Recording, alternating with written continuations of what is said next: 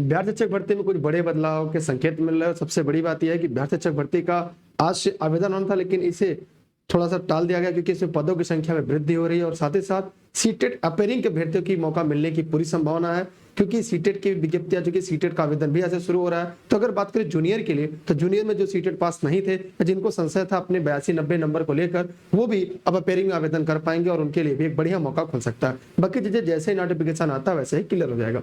एक सवाल उठता है कि जब आज नोटिफिकेशन आना था, आज से फॉर्म भरा जाना था, आवेदन होना था, फिर इसको डिले क्यों किया गया? डिले होने के कारण क्या? पदों की संख्या में वृद्धि की जा रही है। पहले 70,000 पदों पर भर्ती होनी थी, लेकिन अब इस पदों की संख्या 1,20,000 पदों पर होने की जो प्रबल संभावना है, इस वजह से भी इसे टाल दिया गया है ताकि अब अपडेट होकर आए। अपडेट होने के साथ साथ बार बार पूछा जा रहा है कि क्या जो सीटेट फेल अभ्यर्थी थे या जिन सीटेट नहीं पास थे या जिनके सीटेट में कम अंक थे, क्या वो इस बार फॉर्म भर पाएंगे? क्या उन्हें इस बार फॉर्म भरने में मौका मिल पाएगा या वे अब आवेदन कर पाएंगे? ऐसे सवाल अगर आपके जहन में, तो इसका जवाब है हाँ। सीटेट और के जो अभ्यर्थी अपेयरिंग में थे वो इसमें फॉर्म आवेदन कर पाएंगे। ऑनलाइन फॉर्म कब से भरा जाएगा? तो जो पहली विज्ञप्ति थी जो बीपीएससी ने जारी किया था, जिसमें यह कहा गया था कि फॉर्म 3 नवंबर से भरना शुरू हो जाएगा और परीक्षा जो है दिसंबर के 7 से लेकर 10 तारीख तक होगी। अब इसमें बदलाव देखने को मिल सकते हैं। अब ये मानकर चलेगा कि परीक्षा की तिथि भी बढ़ सकती है और फॉर्म भरने के जो दिन है उसमें भी इजाफा हो सकता है। तो दोनों बात है और इस हफ्ते के अंत तक, माने दीपावली से पहले, आपका आवेदन होने की जो प्रक्रिया वो प्रारंभ हो जाएगी। एक और सवाल आपसे आ रहा है कि ऑनलाइन फॉर्म कब से है? तो दीपावली के आसपास फॉर्म भरना शुरू हो जाएगा। एक सवाल बार बार आ रहा है कि क्या क्या बड़े बदलाव हुए? तो बड़े बड़े बदलाव में देखिएगा कि पीआरटी की भी भर्ती आने की संभावना बन गई है। जी हाँ, वर्ग 1 से लेकर 5 तक अगर हम बात करें, 1 से लेकर 5 तक में भी लगभग 10 से 20,000 पदों पे भर्ती आ सकती है, क्योंकि 8,000 पद ऐसे थे जो रिक्त रह गए थे और उसमें से भी जब ज्वाइनिंग दिया गया 2 नवंबर को, उस ज्वाइनिंग देने के बाद भी लगभग 8 से 10,000 पद ऐसे थे जिनकी डीबी में या कुछ और प्रकार से तकनीकी समस्या की वजह से लगभग 8 से 10,000 पद ऐसे थे जिन पर नियुक्ति प्रक्रिया नहीं हो पाई, जिन्हें उन अभ्यर्थियों को नियुक्ति पत्र नहीं मिल पाया। तो यहाँ पे सवाल उठ रहा है कि क्या इस पदों को जो दोबारा मेरिट जारी की, तो ये भी कहा जा रहा है कि दोबारा मेरिट भी जारी की जा सकती है। जो बॉर्डर लाइन के आसपास बच्चे थे उनको भी मेधा सूची में मौका मिल सकता है, उन्हें भी बिहार में सरकारी शिक्षक बनने का मौका मिल सकता है। एक और क्या लगाई जा रही है कि पीआरटी में भी अब भर्ती की जो संभावना है वो बीपीएससी आपके जो 2.0 जो फेज 2 है उसमें भी देखने को मिल सकता। हो सकता है इस पद की संख्या इस बार कम हो, 20,000 हो, 25,000 हो, 18,000, 15,000 पद हो। तो यहाँ पे उम्मीद लगाई जा रही है कि बीपीएससी 1 से लेकर 5 तक के लिए भी मौका मिल सकता है। और अगर इसमें मौका मिलता है तो जैसे पहले की बात ही था, यहाँ पर सीटेट जो होगा, इसके लिए जो सीटेट है वो पेपर फर्स्ट होगा। मतलब यहाँ की अगर हम बात करें तो यहाँ के लिए अगर जो सीटेट होगा वो सीटेट पेपर फर्स्ट यहाँ पर होगा। और इसमें केवल अगर इसकी बात करें तो यहाँ पे केवल बीटीसी या डीएलएड के अभ्यर्थी ही इसमें आवेदन कर पाएंगे, अगर ऐसा होता है तो। दूसरी बड़ी बात यह है कि मैं इसको इरेज कर देता हूं ताकि आपके जो कॉन्सेप्ट है वो यहाँ सर आपको समझ में आ गया। दूसरी बात यह रही कि इसमें एक और बात आ रही है, बीटीसी और डीएलएड। तो बीटीसी और जो डीएलएड के अभ्यर्थी हैं, इन्हें अगर 1 से लेकर 5 तक खुलता है तो 1 से लेकर 5 तक के लिए मौका मिलेगा और 6 से लेकर 8 तक के लिए। मानिए अगर जो बीटीसी और डीएलएड के अभ्यर्थी हैं उन्हें अगर प्राइमरी की विज्ञप्ति होती है, क्योंकि ये पूरी उम्मीद लगाई जा रही है कि प्राथमिक भर्ती आ सकती है, लेकिन जब तक नोटिफिकेशन नहीं आता तब तक हम इससे अंतिम निर्णय पे जाना कतई सही नहीं है। लेकिन फिर भी एक उम्मीद अभी लग रही है, एक उम्मीद किरण है कि हाँ, अब प्राइमरी में भी पद जो रिक्त हैं उनमें या तो मेरिट डाउन की जाएगी या नए पदों पर विज्ञप्ति होगी। जिस हिसाब से 1,20,000 पदों की बात की जा रही है उससे स्पष्ट हो रहा है कि अब बीटीसी और डीएलएड के अभ्यर्थियों को भी 1 से 5, 6 से 8, 6 से लेकर 8 तक का जो मामला था ये पूरी तरह से क्लियर है, ये पूरी तरह से स्पष्ट है कि इस पर भर्ती आनी है। अब जो बीएड के अभ्यर्थी हैं वो ध्यान दीजिएगा, जो बीएड के अभ्यर्थी है वो 6 से लेकर 8 तक में आवेदन कर सकते हैं और वो अभ्यर्थी जो है वो 9 और 10 में आवेदन कर सकते हैं। ये अभ्यर्थी 11 और 12 में आवेदन कर सकते हैं। ये इस तरह से आवेदन कर पाएंगे। बीएड के जो अभ्यर्थी हैं वो 6 से लेकर 8 तक वाले में कर पाएंगे, 9-10 में कर पाएंगे, 11-12 में कर पाएंगे। अब इसमें भी ये जान लीजिएगा, जो अभ्यर्थी 6 से 8 वाले में देंगे, चाहे बीटीसी बीएड डीएलएड हो, चाहे वो बीएड का अभ्यर्थी हो, उसे सीटेट पेपर 2 पास होना अनिवार्य है। अगर नहीं पास है तो अपेयरिंग में भी आवेदन कर पाएगा। ये बुरी बातें साफ हो पाएंगी जैसे ही विज्ञप्ति आती है, लेकिन आप अपनी तैयारी को जारी रखिएगा। दूसरी बात, जो बीएड के अभ्यर्थी है अगर 6 से 8 तक के लिए वो आवेदन करो, उसके लिए जूनियर का सीटेट होना चाहिए, नहीं है तो अपेयरिंग में। और अगर डीएल 9, 10, 11, 12 के लिए यहाँ पर यस्टेट होगा और यस्टेट पाठ होना जरूरी है, यस्टेट अपेयरिंग नहीं लेगा। यस्टेट में आपको पास हो, क्योंकि यस्टेट अभी संभावना नहीं कुछ हो जाए, लेकिन बिहार सरकार इस पर भी चर्चा कर रही है कि वो फिर से एक बार यस्टेट कराए। लेकिन अभी देखना क्या, ये बातें अभी तक पूरी तरह से क्लियर नहीं है कि क्या दोबारा यस्टेट होगा। जी हाँ, ये भी पूरा संशय बना है कि दोबारा भी यस्टेट हो सकता है, क्योंकि इसका अंतिम परिणाम आने से पहले, ध्यान दीजिएगा, जो बीपीएससी फेज 2 है इसके अंतिम परिणाम आने से पहले, इसका जो अंतिम परिणाम है उसके आने से पहले यस्टेट का परिणाम आ जाए, उसके परिणाम आने से पहले यदि सीटेट का परिणाम आ जाता है तो आपका हो जाएगा। एक सवाल मन में आ रहेगा, सर सीटेट अपेयरिंग में भर देते हैं, इसकी परीक्षा 21 जनवरी को होनी है, क्या उसके पहले बीपीएससी रिजल्ट जारी कर सकता है? देखिए, बीपीएससी अगर दिसंबर में परीक्षा कराती है तो यकीन मान गए 1 महीना से 1.5 महीना लगता है उत्तर कुंजी जारी करने में, तब तक सीटेट की भी उत्तर कुंजी आ जाएगी। मतलब ये उम्मीद लग रही है, इसलिए सीटेट अपेयरिंग के अभ्यर्थी जो है वो थोड़ा सा अपने मन में धैर्य रखें, उनको ये उम्मीद रखें, अपने भरोसा रखें, उनको भी यहाँ पर मौका मिल सकता है। जो सीटेट अपेयरिंग है ये पूरी संभावनाओं पे है। और यहाँ पर एक बात आ रही है, बड़े बदलाव क्या क्या है? बड़े बदलाव मैंने आपको एकदम स्पष्ट बता दिया कि पदों की संख्या में वृद्धि हो रही है और पीआरटी में भी मौका मिलने की पूरी संभावना है। माने जो भी अभ्यर्थी ऐसे हैं जो भी जिनको उम्मीद थी कि पीआरटी में उन्हें मौका मिल सकता है, क्या? जी हाँ, उन्हें पीआरटी में भी मौका मिल सकता है। पीआरटी उनके लिए एक अचूक तरीका हो सकता है जो सीटेट पेपर फर्स्ट पास है। दूसरी बात यह भाषा को लेकर है, 1 से लेकर 5 तक। यहाँ पर पीआरटी के लिए अगर यहाँ पे हम बात करें तो इसके लिए यहाँ पर सीटेट जो है, ध्यान दीजिएगा, यहाँ पर जो सीटेट है यहाँ पे पेपर फर्स्ट की जरूरत होगी। 6 से लेकर 8 तक की अगर हम बात करें तो यहाँ पर जो सीटेट होगा वो पेपर 2 इसके लिए पास होना जरूरी है। पास या अपेयरिंग, दोनों के लिए पास या अपेयरिंग पिछले भर्ती में हुआ था, इसलिए क्योंकि बिहार सरकार चाहती है ज्यादा फॉर्म भरे, जब कोई भी सरकार हो वो चाहेंगे ज्यादा फॉर्म भराए, और फॉर्म भरवाने के लिए ज्यादा वो ये स्टंट आपके सामने रख सकते हैं। वर्ग 9, 10 के लिए बताएं, यहाँ पर आपके पास यस्टेट होना जरूरी है। अगर आप यस्टेट हैं फर्स्ट पेपर तो आप यहाँ पर आवेदन कर पाएंगे। और वर्ग 11, 12 के लिए बात करें तो यहाँ पर आपके पास यस्टेट पेपर 2 अगर आप है इसमें भी आप आवेदन कर पाएंगे। अब ये सवाल उठता है साइंस और मैथ। ठीक है, साइंस और मैथ 9, 10, 11, 12 में साइंस और मैथ अलग अलग लेंगे, लेकिन जूनियर में साइंस और मैथ एक ही पढ़ेंगे। लेकिन अभी ये विज्ञप्ति आने के बाद ही पूरी तरह से स्पष्ट हो पाएगी। मान लीजिए 6 से 8 तक में आवेदन करेंगे, उनके लिए विज्ञान अलग, गणित अलग, दोनों विज्ञान और गणित अलग अलग भर सकते हैं, या इसमें ये संशय बना है दोनों एक ही में। तो अभी तक जो बातें स्पष्ट हो गई वो एकदम साफ स्पष्ट हो गई है कि 6 से लेकर 8 तक में आपको इन दोनों के लिए साइंस और मैथ मिलाकर पढ़ना है। आप ध्यान रहे कि 1 से लेकर 8 तक की बात अगर करें तो ये जो पूरा पैटर्न है, यहाँ पे एक बात मैं आपको फिर से समझाना चाहूंगा, और ये जो पूरा पैटर्न है, ये पूरा पैटर्न, ये जो पूरा है, ये पूरा एनसीईआरटी है। ये क्या है? ये पूरा एनसीईआरटी बेस्ड होगा। ये कैसा होगा? एनसीईआरटी। एक मिनट होगी, मैं यहाँ पर ये जो पूरा पैटर्न है, ये पूरा एनसीईआरटी, ये पूरा जो पैटर्न है वो एनसीईआरटी पैटर्न पर होने वाला है।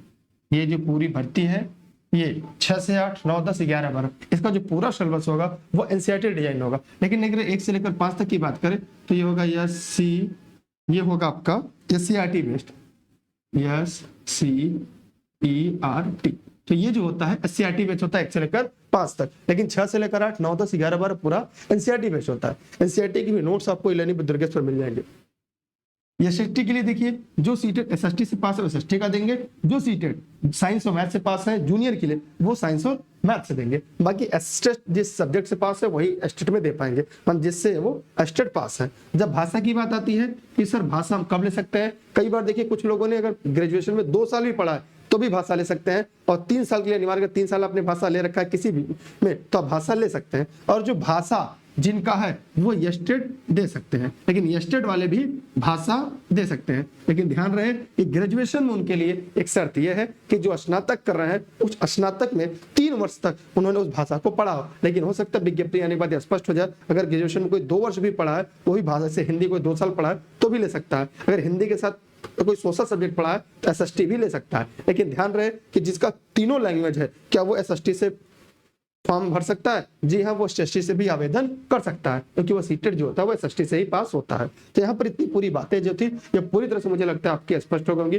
यहाँ तक किसी के मन में न कोई प्रश्न रह गया होगा, न कोई संशय रह गया। बहुत सारे आपके सवाल आते हैं जो हर दिन एक नए नए सवाल के रूप में आते हैं। तो मैं उम्मीद करता हूँ कि आपको अपने सारे सवालों के जवाब इस वीडियो के माध्यम से, इस वीडियो लेक्चर के माध्यम से आप सभी को प्राप्त हो चुके होंगे। फिर भी अगर आपके मन में कोई प्रश्न, कोई संशय, कोई डाउट है तो पूछ सकते हैं। अब देखिए यहाँ पे एक न्यूज़पेपर कटिंग है, उसको भी हम लोग देख लेते हैं। यहाँ पर भी आपको कई चीजें जानने को मिल जाएंगी, हो सकता है आपके लिए। अच्छा, एक बात और ध्यान रखिएगा, आप लोग जो लोग इस वीडियो को देख रहे हैं, आप सभी लोग टेलीग्राम पर, अगर अभी तक टेलीग्राम पर नहीं जुड़े हैं तो टेलीग्राम पर आप दुर्गेश सर सर्च करके ई लर्निंग विद दुर्गेश से जरूर जुड़िएगा। अगर आप टेलीग्राम पर जुड़ेंगे तो जितनी भी क्लास होती है, वीडियो लिंक होती है, सबकी नोटिफिकेशन आपको पूरी मिल जाएगी। और आप चाहते हैं कि नोट्स जो भी है ई लर्निंग विद दुर्गेश के जो एनसीईआरटी पैटर्न पूरी कंप्लीट नोट्स है 6 से लेकर 8 तक मिल जाएगी, और सीटेट के भी नोट्स मिल जाएगी, 9, 10, 11 बार सभी के नोट्स आपको मिल जाएंगे। इसका जो कॉमन पेपर है जीएस जीके का 40 नंबर का, उसकी भी नोट्स आपको मिल जाएगी। अगर आप चाहें तो ई लर्निंग विद दुर्गेश से प्राप्त कर सकते हैं, क्योंकि मैं खुद ही ई लर्निंग विद दुर्गेश के नोट्स पढ़ता हूं जब भी मुझे मौका मिलता है। एज ए गेस्ट ग्रुप पे मेरी भी क्लासेज यहाँ पर चलती हैं जो आपके लिए पूरी तरह से निःशुल्क होती है। नोट्स के लिए आप यहाँ पर कॉल कर सकते हैं। इस समय जो पूरी नोट्स है पूरी पीडीएफ फॉर्मेट में जो आपके घर तक मतलब जैसे ही जुड़ेंगे आपको मिल जाएगी। ठीक, उसके अलावा अगर आप व्हाट्सएप ग्रुप से जुड़ना चाहते हैं तो यहाँ पर अपना नाम और मोबाइल लिखकर, नंबर, अपना जिला लिखकर व्हाट्सएप करिएगा, तो यहाँ पे हर भर्ती या वीडियो लिंक संबंधित आपको सभी जानकारी एक ही जगह से मिल जाएगी। अभी हम और आगे चलते हैं, सेशन को और आगे भी देखेंगे कि अभी क्या कुछ बड़े बदलाव का संकेत मिल रहा है। वैसे फिलहाल इस वीडियो को यहाँ तक देखने के बाद लाइक करने के साथ साथ इस वीडियो को अपने सभी मित्रों को, सभी साथियों को शेयर जरूर करिएगा, ताकि उन सभी तक के जो आपके मन में जो प्रश्न आ रहे हैं उसके जवाब भी उन लोगों तक पहुंच जाए और उन लोगों तक। और e learning with Durgesh app अगर अभी तक आप नहीं प्ले स्टोर से डाउनलोड किया तो प्ले स्टोर से अगर e learning with Durgesh app download करेंगे एनसीईआरटी की 6 से 12 तक के सभी जो नोट्स है वो वहाँ पे पढ़ भी सकते हैं। आइए इसमें कुछ और जो बदलाव है वो भी हम लोग एक बार देख लेते हैं, क्या क्या बड़े बदलाव हमें देखने को मिले। अब देखिए बीपीएससी ने क्या क्या कुछ महत्वपूर्ण चीजें हैं जो आपको लग रहा है कि आपके यहाँ पे काम की हो सकती है या आपके उपयोगी हेतु है। जैसे यहाँ पर हम कुछ चीजों को ऊपर अगर गौर करें तो बदलाव में संकेत क्या है, बीपीएससी आज जारी करेगा दूसरे चरण की रिक्तियां, मतलब दूसरे चरण की जो रिक्तियां वो जारी होनी थी, लेकिन यहाँ पर पदों की संख्या वृद्धि करने के नाते हो सकता है पीआरटी को सम्मिलित करने के नाते इसकी जो तिथि है, इसकी डेट है, उसमें बदलाव मिल रहे हैं। ठीक, यहाँ पर है दूसरे चरण का जो आवेदन है वो कल से शुरू हो सकता है, यहाँ पे माना जा रहा है, और यहाँ पर 14 तक चलेगा। 120 प्रश्न पूछे जाएंगे, माने जो मुख्य परीक्षा है जहां पर आपके 120 प्रश्न पूछे जाएंगे, इसी 120 प्रश्न पर ही आपका अंतिम रूप से सिलेक्शन होगा। बिहार लोक सेवा दूसरे चरण की शिक्षक भर्ती नियुक्ति की जो रिक्तियां है ये गुरुवार को जारी करेगा, लेकिन जारी नहीं हो पाई है। शुक्रवार को से आवेदन की प्रक्रिया जो भी शुरू हो जाएगी, लेकिन अब ये लग रहा है कि इसकी जो आवेदन की प्रक्रिया है शुक्रवार की जगह 1-2 दिन डिले या 1-2 दिन आगे से शुरू हो सकती है। और यहाँ पर 14 नवंबर तक आवेदन होगा, लेकिन आवेदन की तिथि बढ़ सकती है, जैसा कि मैंने पहले भी कहा था। और अपेयरिंग के अभ्यर्थी इसमें आवेदन कर पाएंगे। आयोग सचिव रविभूषण ने बताया सरकार पर लगभग 17,000 रिक्तियां निकाली जाएंगी। दूसरे चरण में 31,982 माध्यमिक के, मतलब जैसा कि 6 से लेकर अगर हम बात करें, और 18,880 और उच्च माध्यमिक के 18,830 रिक्तियां लगभग तय की गई है। लेकिन आयोग के पास अभी सरकार के पहले चरण की बची हुई रिक्तियों को नहीं भेजेगी। ऐसी स्थिति में तो यहाँ पे क्या हो रहा है कि यहाँ तक लगभग 70,000 पदों का लगभग ये तैयारी थी कि 70,000 पदों पर विज्ञप्ति शुरू हो जाएगी और आज से फॉर्म भरा जाएगा। लेकिन यहाँ पर जो माननीय सरकार चाहती थी कि और पदों की संख्या बढ़े, जो रिक्त पद उनको भी जोड़ा जाए, इसलिए इसमें आवेदन जो था प्रक्रिया उसे रोक दिया गया है। और यह आवेदन की प्रक्रिया थोड़ा सा आपको डिले देखने को मिल सकती है, थोड़ा सा बाद देखने को मिल सकती है। अब और आगे देखेंगे नियुक्ति पत्र, यहाँ पर ये सारी चीजें हम लोग देख रहे हैं। आवेदकों की संख्या बढ़ेगी तो दूसरे जो नियुक्तियां परीक्षा में सबसे अधिक मीडियम स्कूलों के लिए होगी, मतलब 6 से लेकर 8 तक के लिए होगी। पहले चरण बिहार के बीएड के अभ्यर्थियों को प्राथमिक रिजल्ट नहीं जारी किया था, माने पीआईटी में बीएड का रिजल्ट नहीं जारी किया गया था, लेकिन 3,90,000 छात्रों ने आवेदन किया था। वहीं सैकड़ों अभ्यर्थियों में ऐसे जिन्होंने माध्यमिक और उच्च माध्यमिक के आवेदन किया। दूसरे चरण में बीएड को मौका दिया जाने, आवेदक संख्या बढ़ सकेगी। अब क्या होगा, दूसरे चरण में लेकर 6 से लेकर 8 तक है, इसमें बीएड के अभ्यर्थियों को मौका इसलिए दिया गया क्योंकि पहले चरण में बेचारे आवेदन किए थे और माननीय न्यायालय के अधीन उन्हें परीक्षा नहीं दे पाए। उस दशा में इस चीज को ध्यान रखना है। अब यहाँ पर उन्हें मौका मिल रहा है, इसलिए यहाँ पे पदों की संख्या भी ज्यादा है, क्योंकि 6 से लेकर 8 तक में बीटीसी के भी अभ्यर्थी होंगे और बीएड के भी अभ्यर्थी होंगे जो इस भर्ती परीक्षा में सम्मिलित हो सकते हैं। यहाँ ध्यान रखना सभी लोग को, और एक एक करके माना जा रहा है कि जो पदों की संख्या है वो बढ़ सकती है। और यहाँ पर मैंने आपको पहले ही बताया कि जो पीआरटी है वो पीआरटी के भी पद यहाँ पर इस बार देखने को मिल सकते हैं, लेकिन इसकी पूरी चर्चा है। इसी बदलाव साथ हो सकता है विज्ञप्ति जारी हो। वैसे सीटेट का भी विज्ञप्ति शुरू है, सीटेट में भी आवेदन कर दीजिएगा अगर आप जूनियर में देने की तैयारी कर रहे हैं। सीटेट के भी notes e learning with Durgesh उपलब्ध है, आप चाहे तो सीटेट के भी नोट्स प्राप्त कर सकते हैं। और यहाँ पर सभी नोट्स पीडीएफ फॉर्मेट में है, यहाँ पे पूरे कंप्लीट सीटेट बिहार शिक्षक भर्ती का अपना जो भी नोट्स है इस पर व्हाट्सएप करके आप सभी जानकारी ले सकते हैं। बस उम्मीद करते हैं कि आपको एनसीईआरटी के जो नोट्स है, चाहे सीटेट की तैयारी कर रहे हो चाहे बीपीएससी की तैयारी कर रहे हो, दोनों के लिए सीटेट अहम है।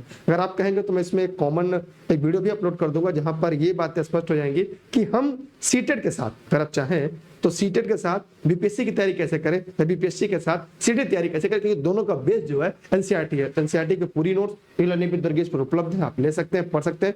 हमारी क्लासेज आपके लिए निःशुल्क देश हित में राष्ट्र हित में लगातार चल रही है, आगे भी चलते रहेंगे। क्लास की जो टाइमिंग है वो आप सुबह के 8 बजे है, फिर 2 बजे है जो रिकॉर्डेड वीडियो होती है, सुबह के 6 बजे 8 बजे की रिकॉर्डेड वीडियो होती है, शाम के 6 बजे लाइव सेशन होता है, 9 बजे लाइव होता है। अभी 2 क्लासेस मंडे से और बढ़ जाएंगी, उनकी भी टाइमिंग आपको टेलीग्राम पर मिल जाएगी। तो जो भी लोग इस वीडियो को देख रहे हैं वो टेलीग्राम पर जरूर जुड़िएगा। टेलीग्राम पर जुड़ने के लिए आपको सर्च करना है दुर्गेश सर बिना स्पेस दिए। जैसे आप दुर्गेश सर सर्च करेंगे ई-लर्निंग विद दुर्गेश आएगा, आप उसे वहां ज्वाइन कर लेंगे। आपको सभी क्लास के लिंक और वीडियो लेक्चर आपको मिलते रहेंगे और पीडीएफ नोट्स मिलेंगे। तो यहाँ पर आपके लिए 100 से ज्यादा लगभग प्रैक्टिस सेट है जीएस जीके के, वो भी प्रैक्टिस सेट की सीरीज यहाँ पर आप सभी को मिलती रहेगी। फिलहाल अपनी तैयारी करते रहेगा, अपना बेस्ट बेहतर देते रहिएगा। मिलते हैं फिर एक नए सेशन के साथ, एक नए वीडियो लेक्चर के साथ। तब तक के लिए बाय बाय। वीडियो को शेयर करिए, कोई सवाल कोई प्रश्न हो तो वीडियो में कमेंट करेगा, कोई अगर सुझाव भी हो तो इस वीडियो में आप कमेंट के माध्यम से कमेंट कर सकते हैं। मेरी शुभकामनाएं सभी को, आप लोग इसी तरह आगे बढ़ते रहिए, अपना बेस्ट और बेहतर देते रहिए। जय हिंद, जय भारत, थैंक यू। वीडियो को शेयर जरूर करिएगा, चैनल पर नया सब्सक्राइब करके बेल आइकन दबा के रखिए ताकि हर वीडियो का नोटिफिकेशन आपको सबसे पहले मिले।